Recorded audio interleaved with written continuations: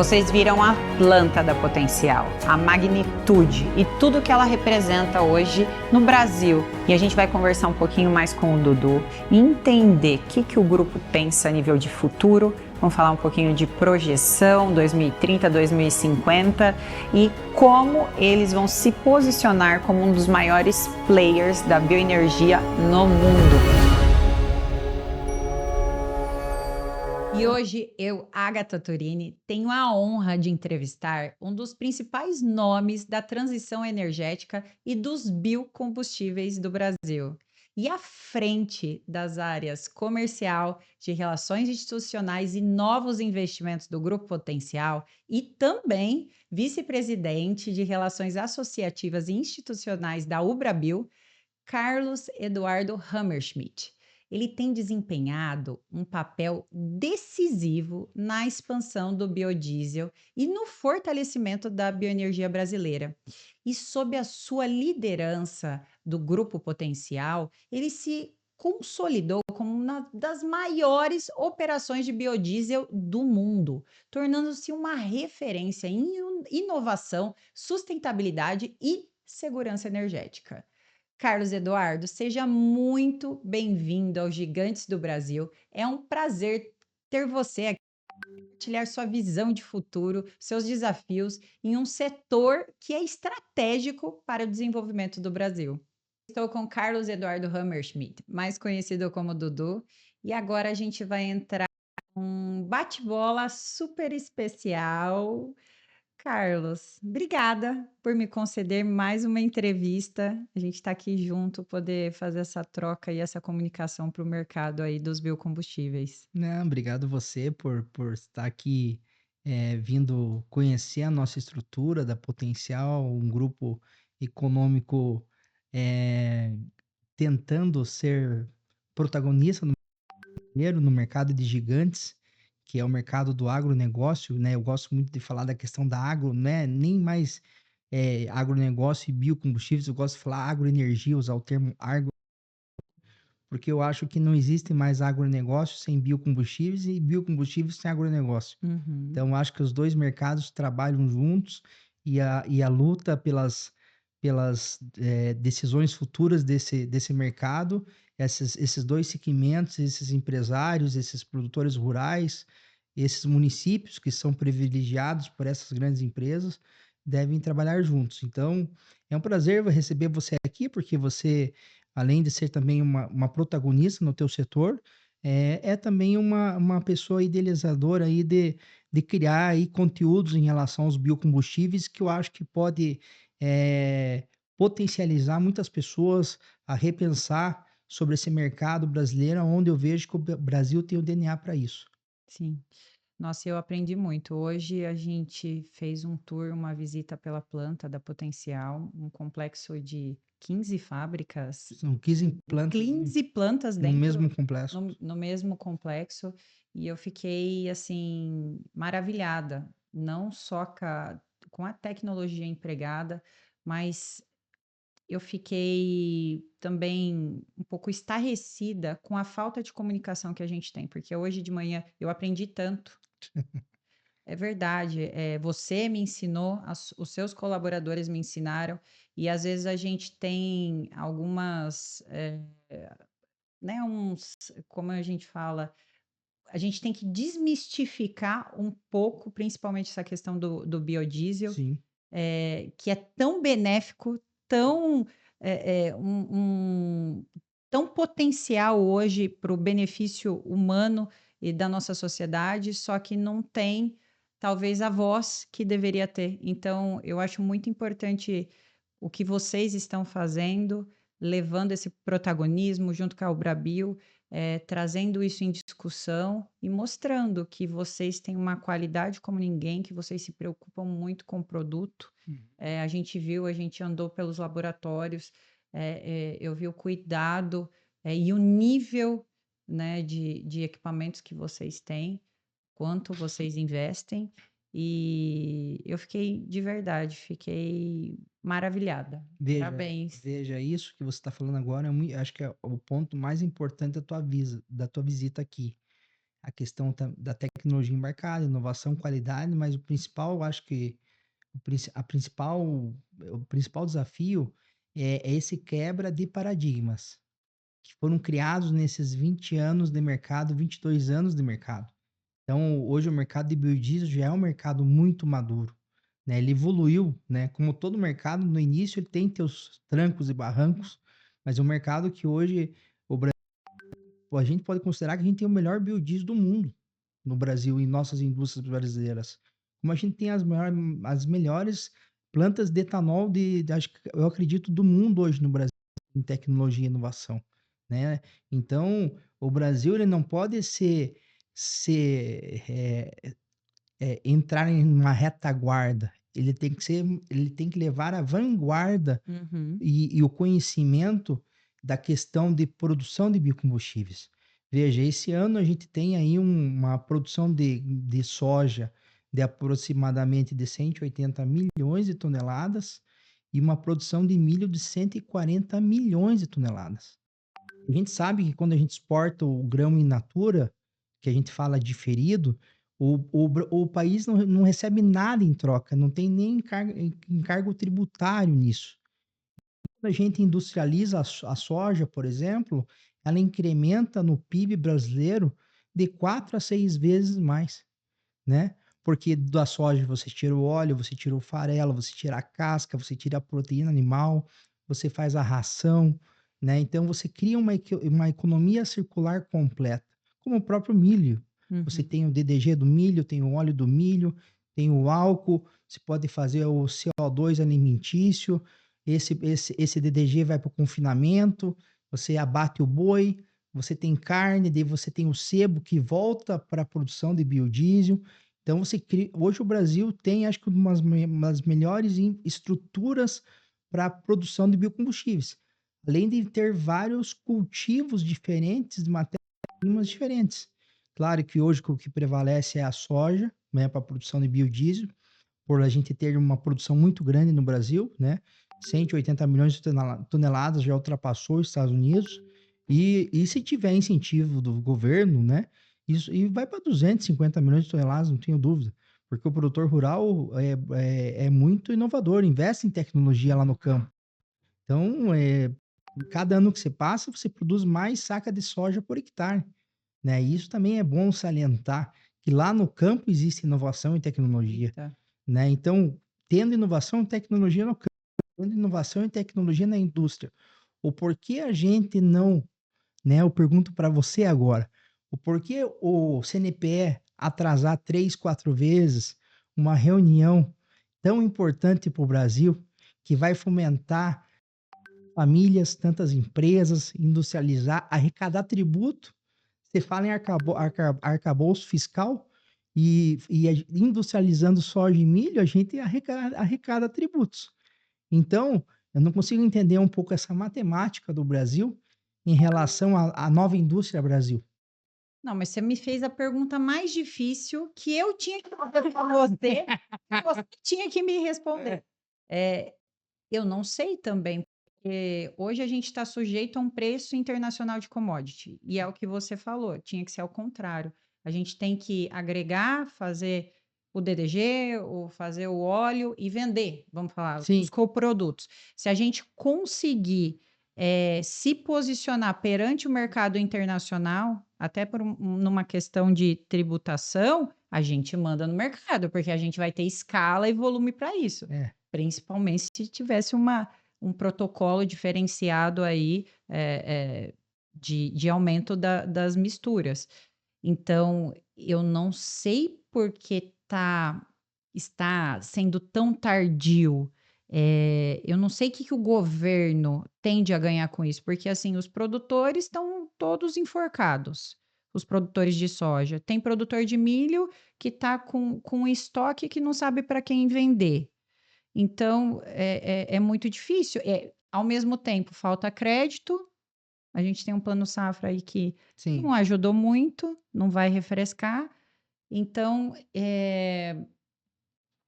tá complicado do ponto de vista de ser produtor. E muitos clientes meus justamente foram para um etanol de milho, um etanol de cereais, porque eles queriam agregar valor.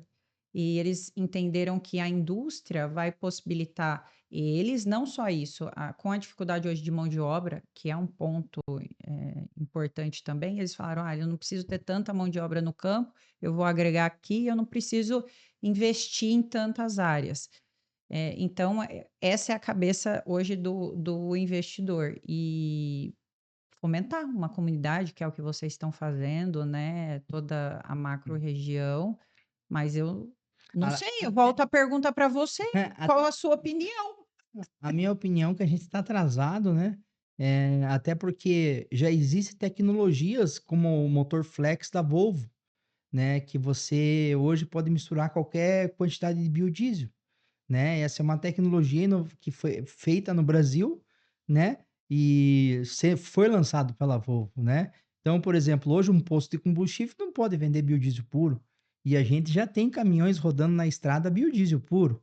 Então você poderia ter uma bomba de B100 no posto, né, já para caminhões AB100. Por exemplo, em março desse ano, quando estourou a guerra, o biodiesel chegou a estar R$ 2 mais barato que o diesel.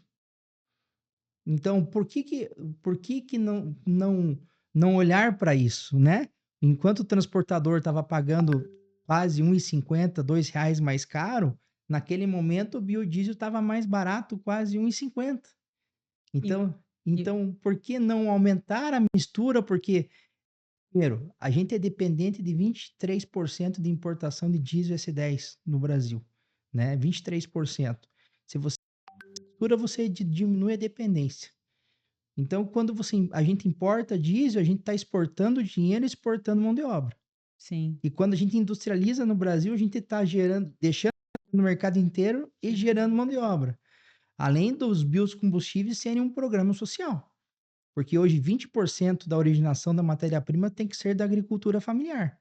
Vou dar um exemplo da nossa empresa da Potencial. Temos uma cooperativa em Alagoas, se não me engano é a cooperativa Capial, que quando ela começou com uma parceria com a Potencial, ela tinha 50 famílias e hoje tem 500 famílias na cooperativa. nossa, De de dessa coco? cooperativa de amendoim, Essa de amendoim? Mas não é. tem alguma vocês têm algum relacionamento com cooperativa De de coco ou não, estou enganada? Tem tem também. também, porque assim, a agricultura familiar são vários cultivos que você pode ter esse contrato de incentivo à agricultura familiar. O amendoim é um que você pode ter, se eu não me engano, açaí também pode ter. Então, até as associações de agricultura familiar estão trabalhando para incrementar mais culturas dentro que você possa ajudar essas cooperativas. Mas esse foi um exemplo de 50 famílias, em 2 anos virou 500 famílias plantando amendoim para potencial, para a gente atender o selo social e atender às exigências do programa de biocombustível no Brasil. Então, o biocombustível ele não é somente uma molécula de combustão, vamos chamar assim, né? Ele também é um programa social, né? É um programa social de grande oportunidade de dar chance de desenvolvimento profissional para essas pessoas que às vezes estão esquecidas, essas pessoas que não tiveram uma oportunidade melhor de vida. Então a gente tem o Brasil tem uma oportunidade na mão, que não pode deixar escapar. A gente tem matéria-prima, a gente tem indústria, a gente tem a demanda da proteína, a gente produz frango, boi, peixe, a fábrica de ração, a gente tem tudo no Brasil. A gente tem praticamente uma economia circular completa, né? As fazendas usam os indigestos para produzir já o próprio biogás e o Uhum. biometano na fazenda. Então, o Brasil ele só tem que apertar um botão, acho que de reset, e, e, e não colocar a culpa em teste de motores. Porque se você for olhar para o mercado internacional, hoje já existe país com B20, existe país com B25, Uhum. existe a Indonésia agora que implantou o B50. Se funciona lá, por que que no Brasil não vai funcionar? Agora eu pergunto para você. Não, mas existe bem B100 no Brasil, eu vejo desde 2002, 2004, então não é teste. Não é teste. Já está testado e consolidado, não é isso. A questão que eu vejo no Brasil é Petrobras. Pode ser um dos Um motivos. dos motivos, porque assim ela regula o preço, então se você essa questão ela extrai, né, o petróleo, então ela comanda o preço. A partir do momento que ela libera e abre esse mercado para o privado, talvez ela tenha medo de perder esse monopólio. Só que se você olhar hoje para o mercado de petróleo, hoje a margem melhor é na venda do petróleo bruto do que no refino. Então, quando você olha hoje para o mercado de petróleo, hoje a Petrobras ela tem uma experiência magnífica em exploração de petróleo. É uma das empresas que mais tem tecnologia e inovação a gente chama de árvore de Natal para extrair petróleo do mar. Então, hoje o petróleo bruto dá mais margem para uma refinaria como a Petrobras do que ela refazer refino.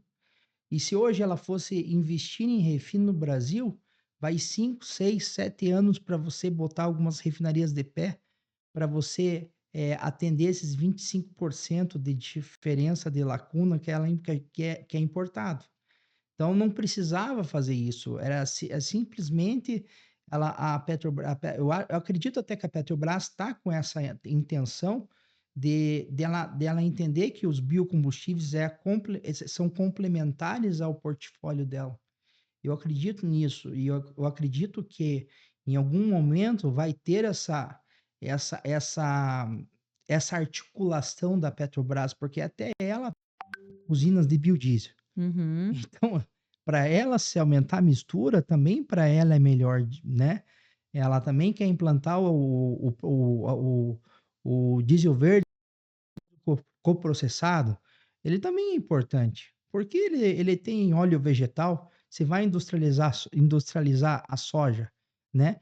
Pelo menos esse diesel poderia substituir o diesel S500, que o Brasil é o único país do mundo que usa diesel S500, que é um diesel super poluente, né? Que tem 500 miligramas de enxofre por litro. Já o S10 tem 10, né? Então é 50 vezes menos poluente o S10. Então o Brasil é o único país do mundo que se produz S500, porque não houve investimentos nas refinarias. Então renovar um parque industrial da Petrobras levaria muito tempo. E eu acho que a gente não tem esse tempo todo para Não. renovar esse parque industrial, sendo que a gente tem hoje no Brasil 60 usinas de biodiesel e tem mais de 300 usinas de etanol, considerando os etanol de milho e etanol de cana.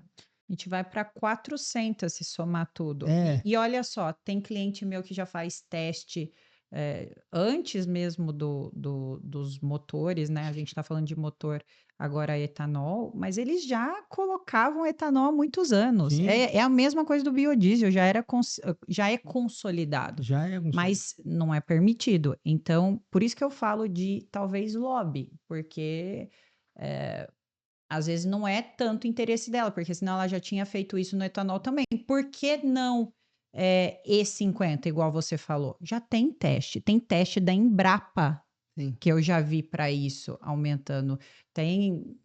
Então é o mesmo caso. Eu acho que é uma questão de, eh, não sei se ele pensa em segurança política, de verdade, eu não sei, mas assim, a gente tem que fazer alguma coisa. Tá todo mundo no gargalo, tá todo mundo reclamando desses preços. O pessoal da cana tá se sentindo muito ameaçado. Se fala em visibilidade, mas eles estão preocupados com a entrada do milho. Ah, vai abaixar mais o preço? Então, se não tiver a demanda, vai abaixar mais o preço. É um problema. Então, precisa-se criar demandas. Ah, o biobunker, o SAF, Uhum. vai acontecer, mas assim, precisa ser mais rápido, precisa acontecer É, esse ano. eu acho que é o seguinte também, e o primeiro de tudo, a gente já tem uma lei prevista para isso, que foi a Lei Combustível do Futuro. Então, Então, é só seguir a lei, que era para estar mistura em E32, e era para o biodiesel já estar o ano que vem em B18. Era só seguir a lei que foi já por melhorou. unanimidade, foi aprovada no Congresso Nacional e no Senado. Foi mais de 90% dos parlamentares que aprovaram uma lei de mudança de matriz energética. Então é só seguir que está aprovada. Eu acho que é mais ou menos por aí que a gente teria que seguir. Não colocar problemas, interferes na lei. a lei, e na lei falava que quando chegasse ao B20, você faria testes para o B25. E quando chegasse ao E30, faria testes para o E35. Só que foi ao contrário, não chegamos no B20 Uhum. e tem, né? Então, a lei ela foi aprovada para aumentar um ponto percentual de mistura por ano. As indústrias se prepararam para isso, investiram, esse é o problema, né? Indústrias de biodiesel, indústrias de etanol, esmagadoras de soja, Uhum. né? São investimentos bilionários. Bilionários. E a lei ele não acompanhou o movimento dos investimentos, né? Então a lei era para dar uma previsibilidade de segurança e não deu essa previsibilidade de segurança, que é uma coisa que eu vejo que, se não for, pode afastar os investimentos, do Brasil, em relação, a essa grande oportunidade que a gente tem, como eu falei, de ser protagonista no setor de biocombustíveis, não no Brasil, no mundo inteiro. E você tem muito relacionamento, né, com as empresas do setor. Você crê hoje que eles estão otimistas igual você numa possibilidade, de criação de demanda, que é um setor que compensa investir? É que vocês também criaram muitas oportunidades de produtos inovadores para vender no mercado, e eu acho que é esse o diferencial. Mas, você acredita que eles estão pessimistas ou otimistas? Não, eu acredito que quem está dentro do jogo não pode perder a fé de dar certo, né, do otimismo, né. O problema é que quem tá entrando no jogo agora, né, isso vai criar um desconforto e um medo muito grande, né. Então as empresas que já estão estabilizadas, já têm aí algum tempo de mercado, ela já está no jogo, então Uhum. a gente tem que ter Vai otimismo, para frente. vai para frente. O problema é aquele investidor que tem o projeto, está começando a investir agora, está começando a levantar uma fábrica agora, em cima de uma lei que a gente falou que foi aprovada em 2024 e sancionada pelo presidente atual, e não foi cumprida. Então, eu acho que é aí que é o grande problema. Esse investidor pode, de repente, segurar o investimento dele, né? E isso seria um problema até pior para o agronegócio brasileiro, porque essa demanda e essa produção ao que é recorde de milho e soja vai ficar parada nos silos, nos bags, no campo, né?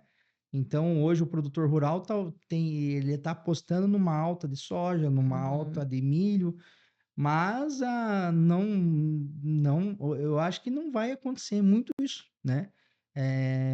Deu uma alta no preço da soja e do milho há pouco tempo, mas vai chegar ali um momento que não tem mais o que subir, né. Aquela vaca gorda da saca da soja chegar a R$ 200 em 2022, 2023, aquilo lá não vai existir mais. Aquilo lá é muito difícil de acontecer. O que vai existir é o aumento de procura, de oferta, se tiver demanda por procura do produto, né. E como a gente falou, antigamente, o biodiesel, por exemplo, era vendido em leilão, então a gente sabia todas as distribuidoras que compravam biodiesel no Brasil. E quando você abre o mercado e foi aberto de uma forma repentina e rápida, você acaba ficando no escuro em algumas Uhum. coisas. Então hoje a gente não sabe, as distribuidoras misturam biodiesel, né, isso causa um um descompasso no mercado, você não tem um mercado isonômico, né, e a gente sabe que a lei existente, ele tem que cumprir também metas de crédito de carbono, Uhum. CBIO. A gente viu recentemente que, teve um juiz que determinou que o RenovaBio é um programa, que não foi feito corretamente, né, Nossa, tá então um BO esse negócio é, do RenovaBio agora, um monte de processo jurídico e então, é aquele negócio, eu acho que muitas pessoas interferem em projetos que eles não sabem, o conteúdo do projeto, né. Muitas pessoas, assinam uma liminar ou assinam qualquer coisa, sem saber o impacto que aquilo pode causar no mercado, né. Então acho que esse é um grande problema também que o Brasil tem que enfrentar, que hoje esse ano, o ano passado, várias liminares tivemos, né. Inclusive teve liminares para não fechar, refinarias que não estavam, pagando impostos, né. Uhum. Então, mas foram fechadas, né, a ANP conseguiu fechar essas refinarias. Então o Brasil tem um problema nessa parte de arrecadação tributária e ao mesmo tempo tem uma oportunidade de arrecadar. Então fica difícil, né, eu pergunto para você, o como que qual que é a tua sugestão, né, porque Você faz pergunta difícil. qual que é a tua sugestão para a gente, né, conseguir, Não, é assim, eu participo, sou da diretoria estadual do Ciesp, né, que é o Centro das Indústrias do Estado de São Paulo, e o pessoal está muito preocupado também com essa entrada da China no mercado, que não é só isso, né? A gente tem todo o cenário econômico, o cenário político, forma tributária, que também está uma incerteza grande, e a gente teve que se adequar de uma forma até muito rápida, vamos falar assim. Eu tenho um SAP nós tivemos que virar tudo agora. Eu estava com o sistema prontinho e, bom, enfim, e o pessoal também tem uma questão de imprevisibilidade com essa questão de tarifas, então entra tarifaço de um lado, entra guerra com o Irã, que aumenta preço de aço, então na indústria ficou muito difícil também se organizar, e essa é a reclamação. Aí você vem um chinês que está entrando no mercado, e você está com um custo superior ao dele e você tem que concorrer. Como que você faz? Então, o que eu vejo hoje é o que você bate muito na tecla, é exatamente o que eu penso. Então, assim, você tem que investir em tecnologia e criar novos produtos. Então, assim, tem que inovar, tem que criar outras possibilidades de renda, porque você não vai ter a margem que você tinha, já era. Então, quem não entrar nesse jogo e fazer parcerias. Ah, então se a China é muito forte, vamos importar um produto deles, vamos sim, trazer a tecnologia, vamos agregar aqui de outra forma. Então, eu venho fazendo isso na minha sim, empresa também. Antigamente, eu tinha um pesquisa em desenvolvimento muito grande, e eu reduzi muito, acabei fazendo muito brand label também, e me ajudou a crescer mais rápido. Então, eu creio que hoje a indústria brasileira, ela tem que ser ágil e tem que agir é, e buscar, pesquisar, eh, assim, e reduzir custo, é, porque não tem margem. e o grande problema agora é nosso juro no Brasil, né. Você vê uma Selic a 14,25, né, hoje para você pegar empréstimo bancário, você vai virar uma bola de neve o teu negócio. Então, hoje o empréstimo no Brasil é pedir para se enforcar nos próximos anos, né. Eu vejo que o empresário tem que tomar cautela com esses empréstimos aí, em investimentos, se estiver fazendo, de repente segurar o investimento, é Uhum, melhor segurar e esperar ver o que vai acontecer, né. Eh Selic de 14,25 é muito alta para você tomar empréstimo baseado em Selic. Então, você tem que tentar buscar, como a gente falou, linhas de crédito que busquem a questão de inovação pioneira, né? Você ser uma empresa inovadora, que você daí sim você tem incentivo a juros menores, uhum, que te dão condições de você fazer a tua indústria mais eficiente. Mas a conclusão que eu chego para hoje, independente das decisões futuras que as brasileiras, independente de biocombustíveis, elas têm que cada vez mais verticalizar seus processos. Dentro da cadeia dela, o que ela puder verticalizar e produzir dentro do seu negócio, você consegue ir somando pequenas margens que estavam escapando pelos cantos. E Sim. essas pequenas margens que estavam escapando pelos cantos, você vai conseguir sobreviver. Então, eu acho que o grande segredo hoje é você, se você ficar no meio da cadeia, para ser um intermédio de venda, vamos dizer assim, ali, você acaba sofrendo porque você não está na ponta no varejo e você não é o teu fornecedor principal. Então, eu acho que como a Potencial fez a esmagadora de soja agora, a gente não tinha esmagadora de soja. A gente fez para ter o nosso próprio óleo. Então, esse já é uma parte do processo que a gente está trazendo para dentro de casa, Uhum. né? Ter o próprio óleo, né? Então, a própria glicerólise, né? Que hoje a Potencial, acho que é a única ou tem mais uma indústria no Brasil que tem glicerólise, que é uma opção de você agregar receita e produzir seu próprio óleo também. Então, a gente consegue produzir até 10.000 toneladas de óleo sintético para a produção de biodiesel, né? Que você produz um biodiesel nas mesmas especificações técnicas do que o óleo de soja, só que é um óleo produzido dentro da indústria, né? Então, eu acho que essas, vamos dizer assim, eh, especificações, esses pequenos detalhes, até você conversou com alguns engenheiros nossos e você viu que eles vão no detalhe do detalhe mesmo, eu acho que vai fazer a diferença. Quem vai no detalhe do detalhe. Porque, né, a gente falou até de hoje ali com ali de qualidade de milho, qualidade de Uhum. soja, a escolha de tecnologia, né? Você veja, a gente chega num grau de detalhamento que para você ter eficiência, você tem que estudar até a matéria-prima que você vai usar na tua planta, Sim. né? Então, eu acho que é isso, que a sobrevivência de uma pessoa do setor industrial é a verticalização, tentar verticalizar a maioria dos processos que ele conseguir dentro do negócio dele.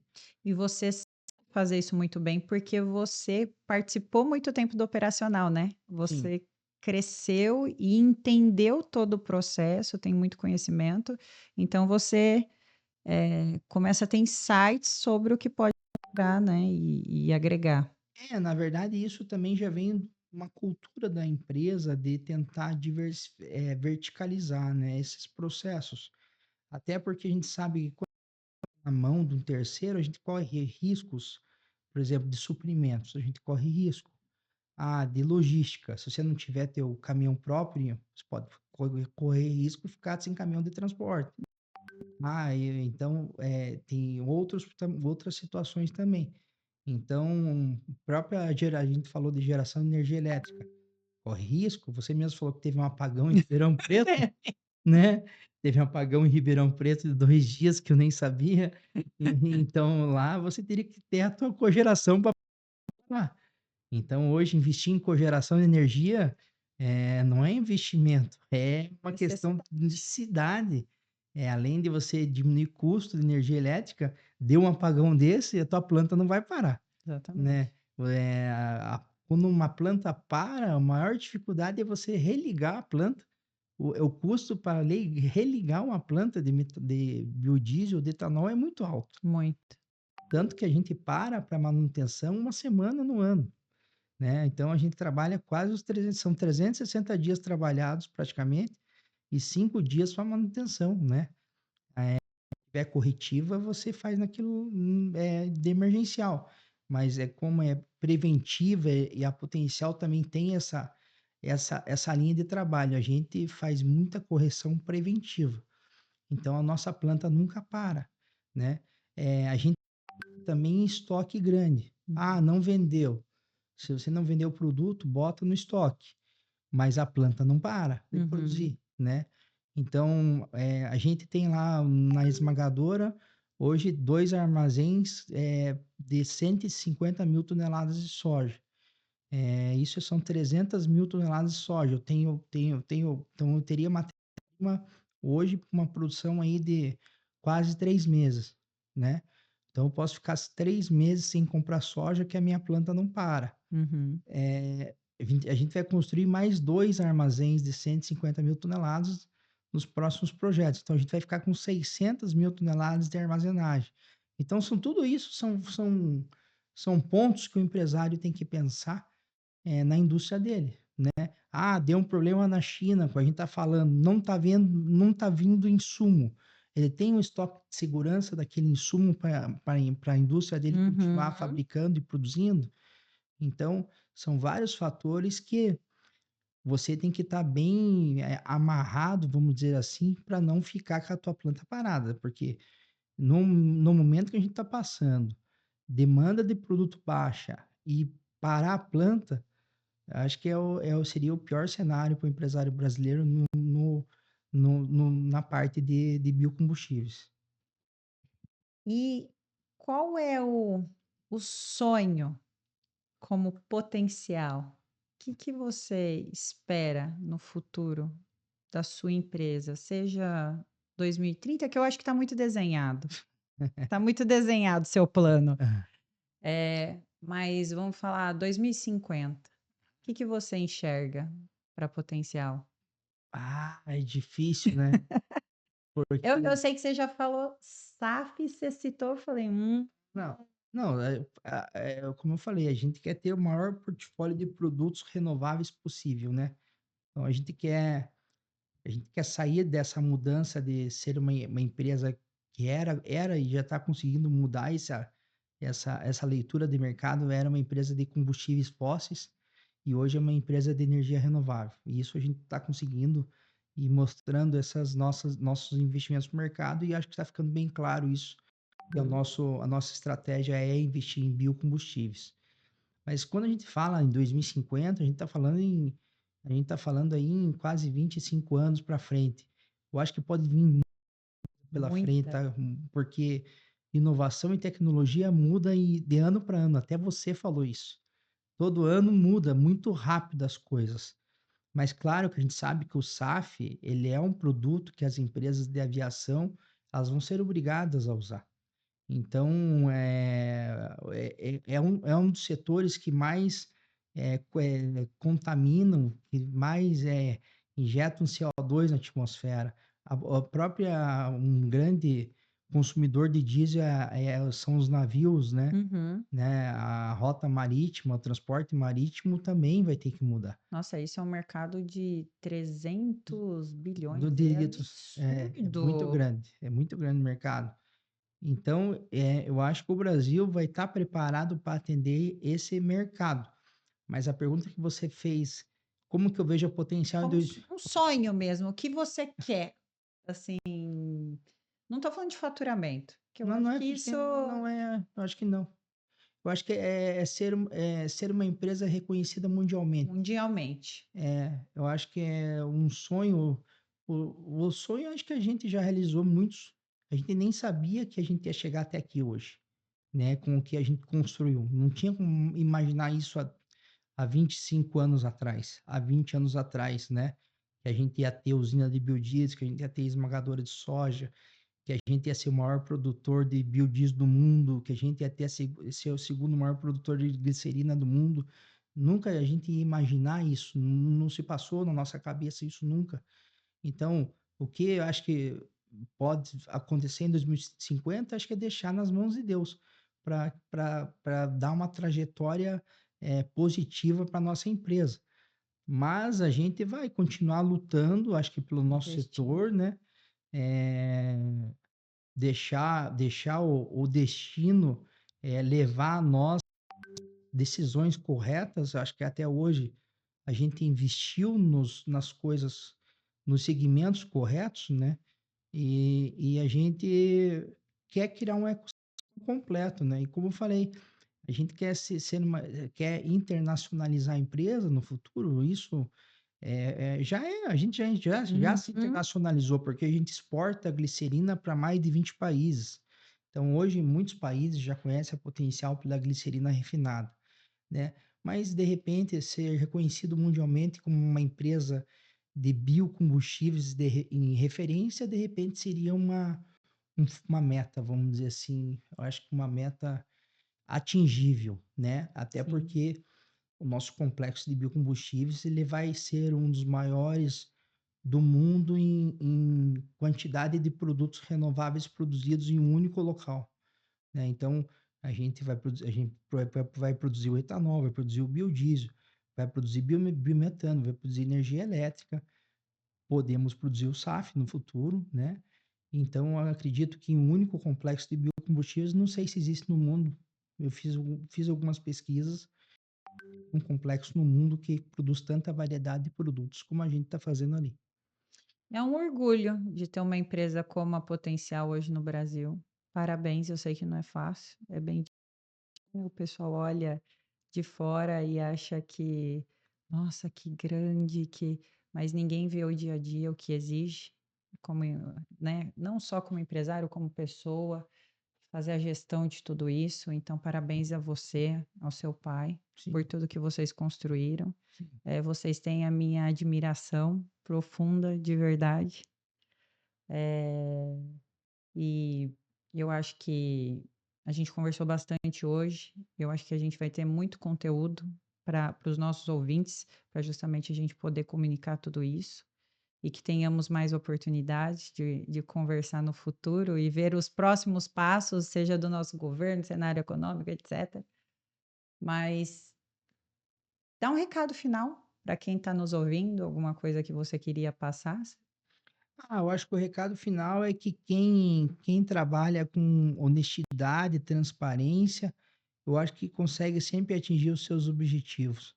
E sempre ter fé em primeiro lugar. Eu acho que a fé é a base de tudo. Esse é um dos pilares do Grupo Potencial. A fé, a gente não abre mão de fé, até porque eu acho que a fé move montanhas. Então, a gente acredita sempre que tem um lado aí religioso, né, que faz nós atingir os nossos objetivos. Então a gente coloca muito sempre na questão de fé e, claro, projetos bem planejados, bem detalhados, sem se aventurar, fazer as coisas com os pés no chão, não querer, de repente, escalar ou crescer muito rápido. Até porque a Potencial completa, tem 70 anos de história. Então foi em 70 anos que a gente chegou aonde está hoje, não foi em Não 5 ou foi 10 da noite anos. para o dia. Tem empresas que em 5, 10 anos faturam mais que eu, mas eu acredito que eles não têm a mesma estrutura que a gente tem. Não, porque se o mercado vira num produto, É, então é diferente. né? Então, eu acho que é uma questão de se preparar muito bem para o crescimento e não querer crescer, às vezes, na emoção. Uhum. A gente vê muito isso, né? Que às vezes o empresário está crescendo bem, a economia está indo bem e de repente muda da noite do dia para o Brasil as coisas, e aquele empresário que estava indo bem, infelizmente, ele acaba abrindo recuperação judicial ou quebrando e perdendo tudo que construiu. Então, eu acho que acredito que o Brasil é um país que se tem que tomar cautela nos investimentos e, claro, fazer planejamento para crescimento, mas a longo prazo. Essa acho que é a meu crescimento, ele tem que ser saudável, né? Crescimento industrial tem que ser saudável e planejado. Eu acho que aquele crescimento é, sem planejamentos, na emoção, né? De querer ser muito grande, às vezes pode dar tudo errado. Nossa, foi muito enriquecedor, de verdade. Obrigada, eu acho que eu aprendi muito hoje, não só hoje, mas me preparando para estar aqui com vocês. Eu Aprendi com aprendi muito. você? Imagina, É lógico.